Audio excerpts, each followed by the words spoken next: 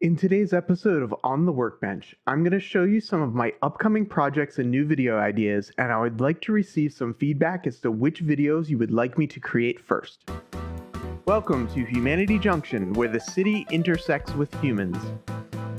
While I might not complete each project 100% before moving on to the next project, I would like to know what types of videos are most interesting to you, the people that have subscribed to and are watching my channel.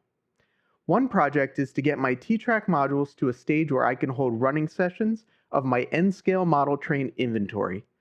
This would require me to finish building, attaching the track, and wiring the modules for DCC. I will also need to develop a process to be able to quickly set up and take down the modules, as well as how I store everything. Here is a drawing of what I am planning. The module on the bottom center is my first module. The orange double module will be the Circus and Carnival module.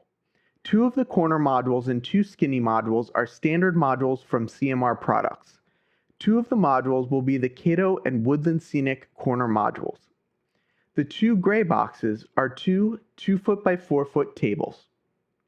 Another project is to start building the structures for the Circus and Carnival module. This faller kit is one example of the kits that I have to build, and I'll also be putting together kits from Volmer, Luca, and Micro Trains. Once I build the structures, I can start planning the locations of the scenic elements for the module. One element of modeling that I am really interested in is automation. I picked up this Walthers oil pump with motorizing kit. I thought this kit would be an interesting build to attempt my hand at N-scale scenery automation. In N-scale, these are very small parts, so I will look at some of the tools it takes me to be able to see what I'm doing, as well as precisely put together all of the parts. I have two projects related to lighting on my workbench. One project is for lighting the layout as a whole, while the other is for lighting individual elements on the layout, such as structures or lighting effects like a TV or fire.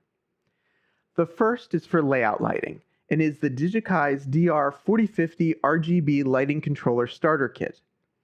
This is a DCC-controlled LED tape light strip kit for day-to-night or night-to-day scene changes. It comes with the LED tape light and a DCC lighting controller and software. The other lighting project is a review of the LED Scene Controller 2 from Model Train Technology. On my first model build, I used the NCE illuminators for DCC control of the lighting inside my structures. This is a similar device, but has a lot more features that I believe will make it a better option in the future. I will do a comparison video between the two DCC LED lighting controllers and show all of the features of the LSC2. As a follow-up to my previous Digitrax throttle firmware update video, I have gotten my throttle back from Digitrax and it is working again. I would like to create a tutorial video showing the step-by-step process of the hardware, wiring connections, software, and overall process needed to update the firmware on a Digitrax throttle. I have also acquired a Digitrax command station so I can try a few different scenarios with both my Digikeijs and Digitrax equipment and test different configurations.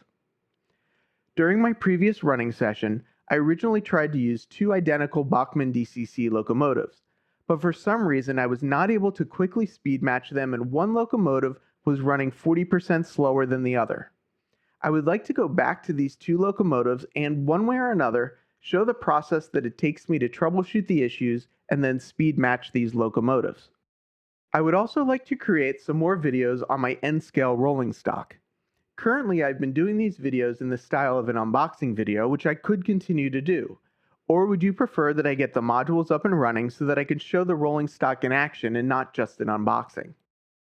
There are also some other New York City area rail fanning opportunities that I would like to explore in my Living Amongst Trains series.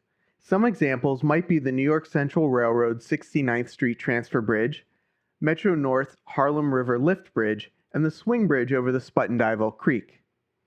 I also want to do some collaborations with Big Bill from the YouTube channel Southern Brooklyn Railroad and Model Railroading Live on some of the areas that he knows about in New York City.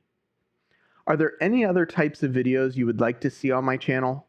Would you be interested in additional videos on the Digikeijs DR5000 control system and other Digikeijs DCC products? Maybe some videos on the software I use and how do I edit my videos, which would also include the audio and creating thumbnails? What projects would you like to see me work on next? What are the things that you would like to see me discuss in my videos? Please let me know in the comments below. Thank you for watching. Please leave any comments or questions below, and don't forget to hit the thumbs up. Please subscribe and select the bell icon to receive notifications. Thanks again, and have a great day.